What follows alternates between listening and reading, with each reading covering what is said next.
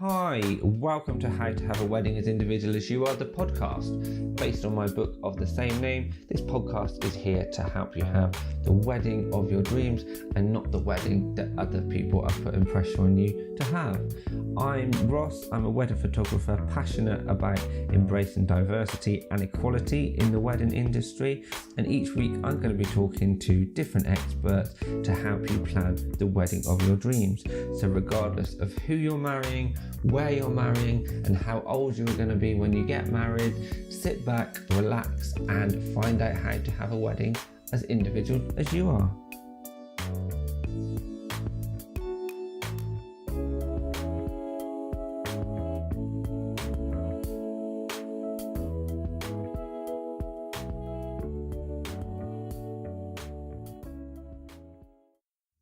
Welcome back to another episode of How to Have a Wedding as Individual as You Are.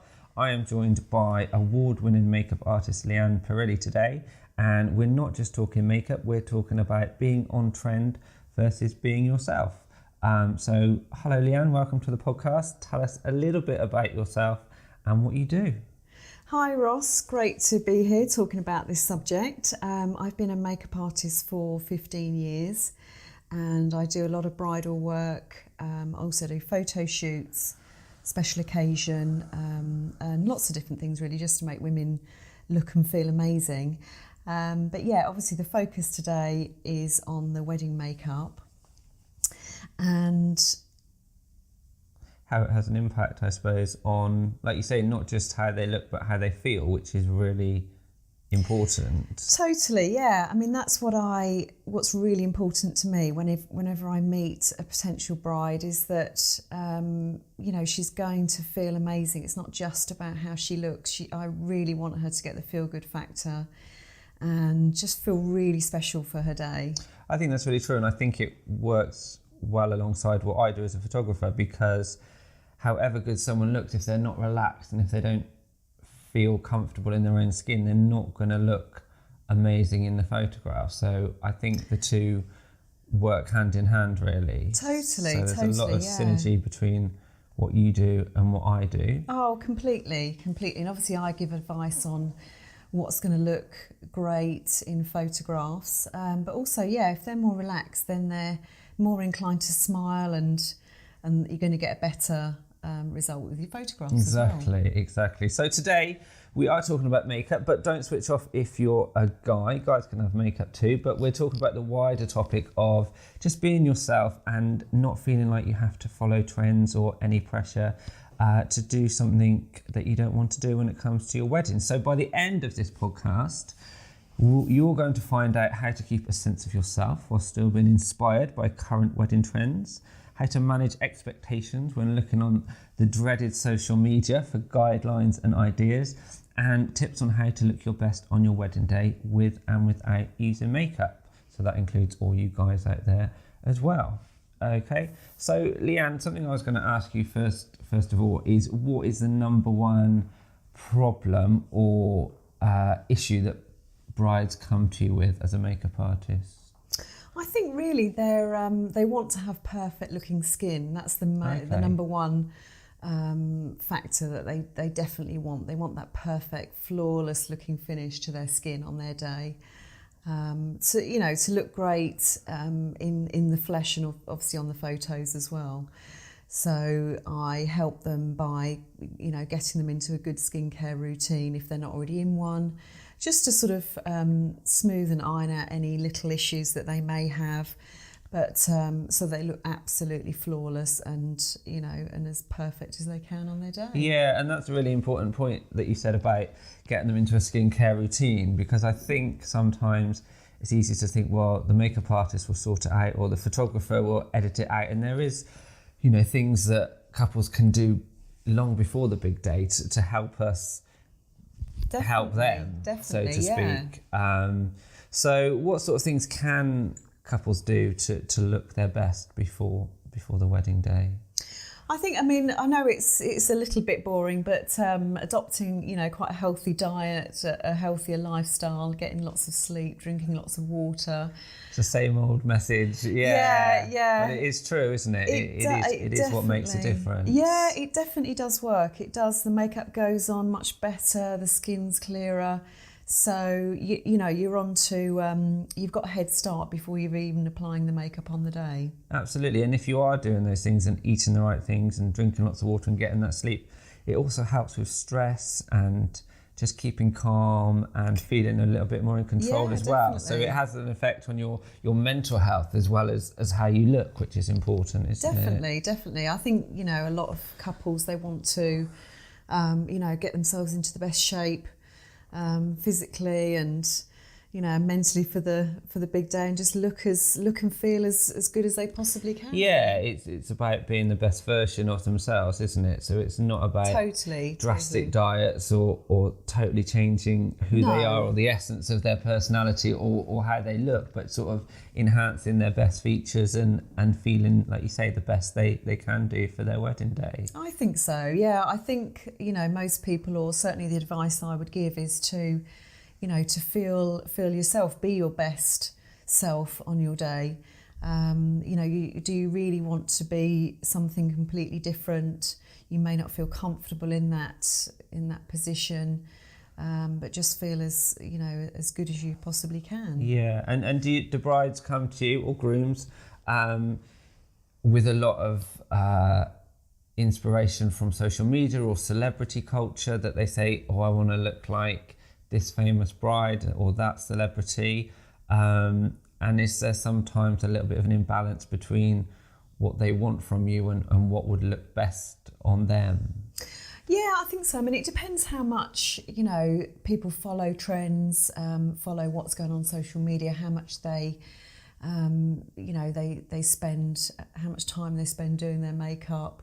If they're really sort of on trend with their makeup, then they might find it, there might be more pressure to follow current trends. Other people that don't perhaps follow the trends as much, then, you know, they can go for a more sort of classic look. But something that I do encourage people, even if they're really on trend and love certain makeup or style trends, that it's going to work for their actual day. So it could be, even if they're very experimental with makeup, it won't necessarily work for their wedding day. Okay. And why is that?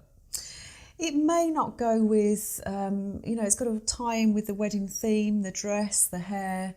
It's all got to work together, I suppose. Definitely, yeah. I mean, I love to incorporate someone's individuality and their personality. You've got to have your own characteristics coming through, so all that is taken into account. But say if it's something quite sort of, if you like the kind of way out sort of trends, bright colours and things like that, they may not necessarily go with the dress or the flowers and things like that. So it's something to sort of bear in mind, really.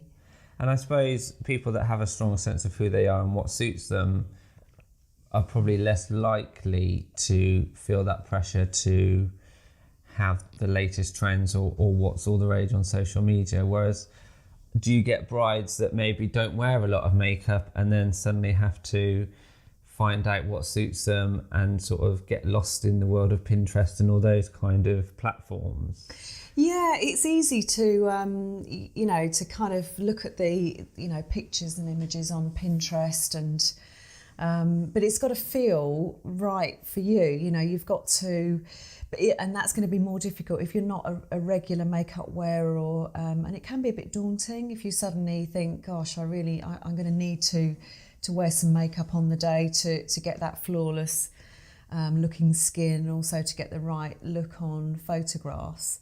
So there's sometimes is a little bit of pressure, but it doesn't have to be a drastic change. It can be, I mean, I like for brides to feel, you know, to really feel comfortable, so that, you know, I do ask how much makeup they normally wear, what their style is, what they're comfortable with, what they're not comfortable with. And obviously that's why we always do a trial before the big day to make sure we get it absolutely spot on, iron out any sort of problems and address any issues that may come up.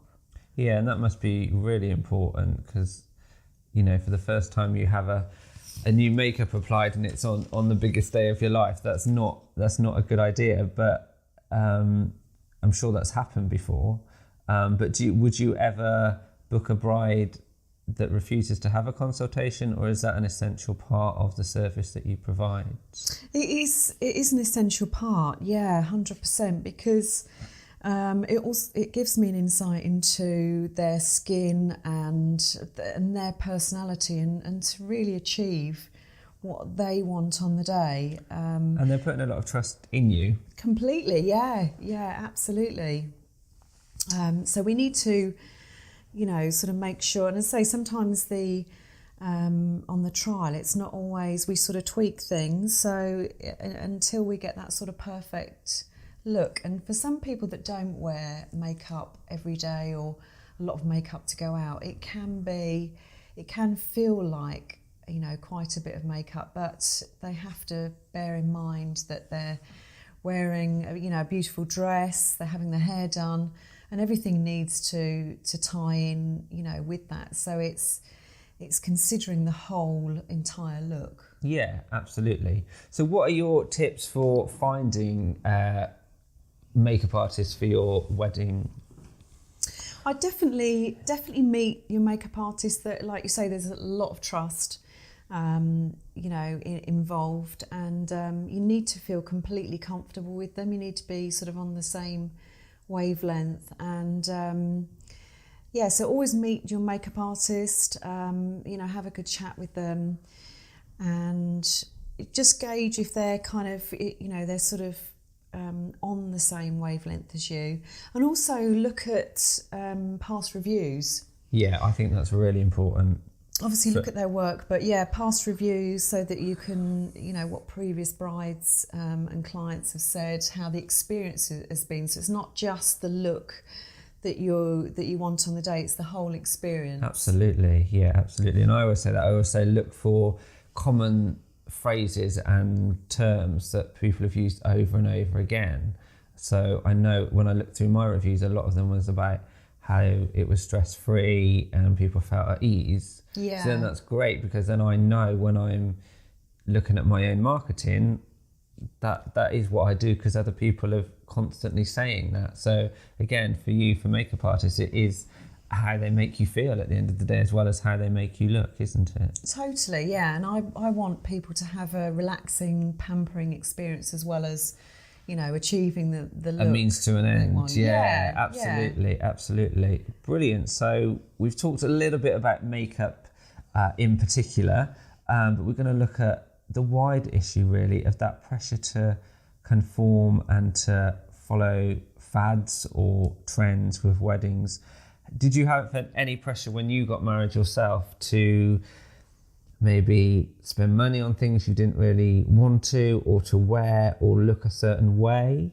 Or do you think it was a little bit, without making you sound really old, pre-social media? Do you think it's the rise of social media that's led to more pressure? I think definitely, yeah. People are looking at social media.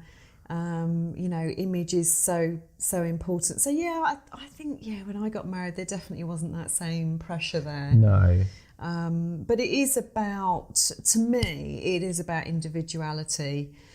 You've got to be true to yourself. Yeah, absolutely. And it can be hard with social media and peer pressure, I suppose, as well, to sort of keep a sense of who you are. I tend to find that people that are getting married later on in life don't tend to have those same pressures, and they know what they want, and they're not so concerned with what everyone else is doing. Whereas the younger couples, brides, grooms, whatever, not all of them, but you know, they've got that peer group. They're all getting married at a similar time. Yeah, they're all sort of watching what each other's doing.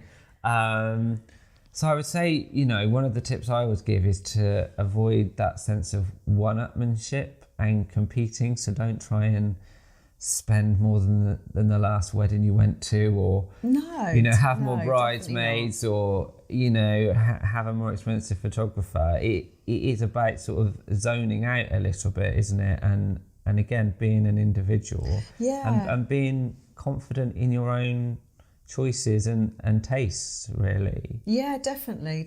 I think you're right. I think at a certain age, when your friends are all getting married, there is that everyone's sort of looking at what everybody else is doing. But I think you'll feel happier sort of looking back, thinking about your day and looking at the pictures of your day sort of as the years go by and sort of further down the line. I think if you're actually true to yourself, you'll be much happier. Happy with the choices, yeah. That's another thing, and I mentioned in the book, sort of when you're planning, think about, in 3 years' time, am I going to be happy that I did this? Am I happy that I use this photographer? It's the same with photography in terms of, there's a lot of different looks coming in out of style. So there was the whole vintage thing. There was the, whether it was black and white and then one object was in colour and all those things, that come and go. Yes. And that's great if you like that and that's what you want. But you've got to remember that, that image of you in your makeup, in your dress, and that photo itself, the style of the photo might be on your wall for years to come, and you might start thinking, definitely. Oh my goodness, that looks so dated. Yes, I mean, obviously, like you say, we were talking before we recorded the podcast that obviously fashions change over time. So, decades later, you are going to sort of look back and think, oh my goodness, look at what was I wearing, what was I thinking, and that's natural. It's like school photos and all sorts, isn't it? Of course. But there are sort of wedding fads, I would say, and there's a difference between sort of the fashions of the time and then sort of real sort of fads that last a year or 18 months and then you're on to the next thing. So definitely. It's just one example is, even sort of 2 or 3 years ago, everyone, if they didn't have a natural tan, they'd have a fake tan. Yes. But this year, very few very few brides are having fake tans. It's quite a rarity, or if they do, it's a very, very natural, very sort of light, a more subtle. So that's one of those things. If you don't naturally tan, do you want to remember yourself as being, I think that's really, very really true. tanned?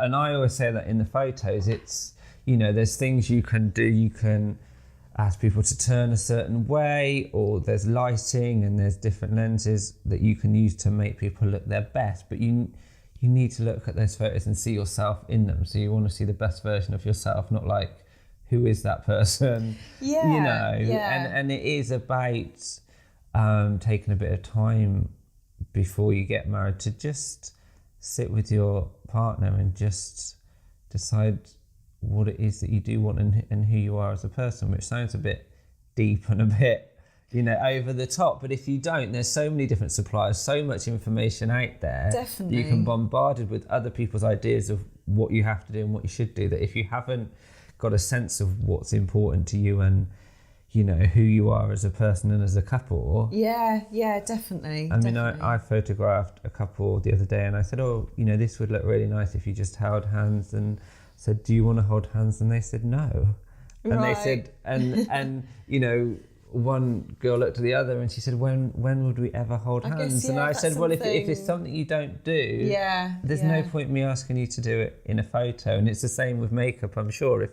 If you suddenly want bright red lips and you've never had them before. Definitely. Yeah, that's why I always, at the trial or the initial chat meet up, that ask what they like and what they don't like. It's no point in making sort of drastic changes, if it's not them and it's going to feel really alien to them. And I think another suggestion is sometimes to talk to your partner, because if you are a bit unsure of what suits you or what to wear or what makeup to have, ask them what they think suits you or what they like about you. And there's a difference between peer pressure or being controlled by your other half Yes, than there is to somebody yes. giving an opinion. You know, I always wear quite muted tones. I like my greys and my blacks and my and Nothing wrong with that. No, but then my partner says, I love you in your red t-shirt, or I love you in that blue, and I'm like, okay. Yeah. But I don't think of that. I've always sort of, I suppose, tried to blend in somehow. You feel and confident. then, you know, so sometimes, you know, somebody else that knows you well can help you with that. And sometimes you can, you know, dare to do something that you're not used to doing, because somebody you trust has sort of said, yeah, this really works for you. So that's where friends and partners come into it, don't they, really? Yeah, and that's really key. Something when I'm booking the bride in for a trial, I always say to her, please have, you know, your mum, your sister, your friend, your niece, your auntie, whoever, other people with you to give you their opinion, because they know you really well. Yeah. And they're looking at you in a different way than you look at yourself in the mirror. So it's so important to have their input. Yeah, it's kind of the opposite of those celebrities that surround themselves with yes people, isn't it? You want that honest opinion. Definitely. And people see things in you that you don't always see in yourself. And it depends very much on your mood from day to day. You know, on your wedding day, you're probably going to be quite nervous. It's a new experience. You know, you don't know exactly what to expect. So that can impact how you feel confidence-wise. So definitely. Again, sort of being prepared and having consultations with your suppliers. And, you know, if you are doing something different or, you know, a bit unsure, then, make sure you arrive on the day knowing that, you know, it's going to work for you and it's going to be, completely. you know, the right decision. So, excellent. So to summarise, some tips that we could take away from today's podcast. Don't compare yourself to other people. You and your wedding are unique. So don't worry what your friends are doing or not doing, and don't worry what's happening on social media, because like Leanne has said, it's not always real. Some things are over edited or swept under the carpet. So look at social media for inspiration, but not as the defining guide as to what to do for your wedding. What else did we say, Leanne? Think about a time in years to come when you look back on your wedding, and make sure your choices wouldn't change drastically. So think about lifelong memories and what's meaningful to you, instead of current fads and trends. Definitely. I think, you know, use social media to get some ideas and inspiration, but keep an open mind, you know, stay true to yourself. And also one other point I was going to make was that obviously having, like with your photographer, having your pre-wedding shoot or engagement shoot is such a good way of trying out maybe some makeup. That's a really good idea. Yeah, that's a really good idea. It reflects back on, and you can see how you're going to look on the day. So maybe that's something we should be doing. Definitely. A makeup trial with your engagement shoot. Yeah. No, we're on to something there.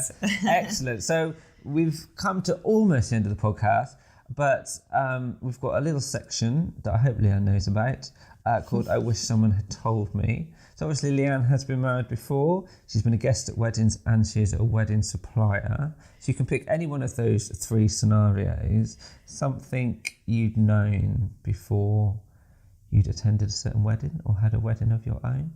I think the most important thing is, you know, and I hear a lot of people say this because when they're planning their own wedding, it's the first time they're doing it, generally. Yes. First or second, it's not something you're doing week in, week out. No.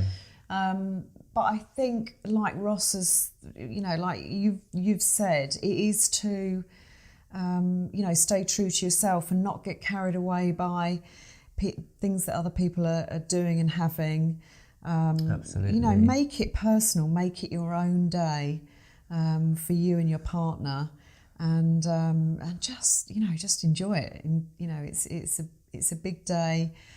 Absolutely, enjoy it is a key one, because I think people forget that sometimes. They get so caught up in the planning, and this has got to be right and that's got to be right. And it's like, actually enjoy it. Make it a priority to enjoy it. Yeah, absolutely. And like you say, when you talk about, you know, being true to yourself, sometimes wedding suppliers can be the worst at trying to push you into things you don't want, and influence. So just be true to yourself and have a sense of self before you get involved in all those pushy sales type that sort of force their ideals onto you. Definitely. And if somebody's coming across as very salesy or pushy, then maybe make a quick exit. Yeah. I always say it's easier, as hard as it is to say no to someone at a wedding fair or after a consultation. Yeah. It's so much harder when you've already paid your deposit and it's a week before the wedding and they're starting to really get on your day. It's your day, not their day. And it's becoming their day. So I think a wedding kind of brings everything to the forefront. So somebody that's a bit pushy beforehand on a wedding day is even worse. Someone that's a little bit bossy is even more bossy. Somebody that's gets a bit stressed, gets really stressed. So it sort of brings out, and the good thing, people that like a laugh have a brilliant time, but it does sort of accentuate all those sort of personality traits. So if you sort of notice something in somebody early on, just try and nip it in the bud, totally. And just be true to who you are. Fantastic. So Leanne, tell us how people can find out more about you and see some of your work and get in touch. People can find all my information on my website, which is www.leanneperilly.co.uk. And do you want to spell Perilly? It is Perilly. Fantastic. Or email me at info@leanneperilly.co.uk, or you can find me on social media, Instagram. Very good on Facebook. Social media. I love my Instagram followers. We do a lot of mutual sharing and liking, don't we? And commenting. Yeah, it all helps. It all helps. Yeah, so I'd love to hear from you if you've got any questions, just want some more tips or just some general advice.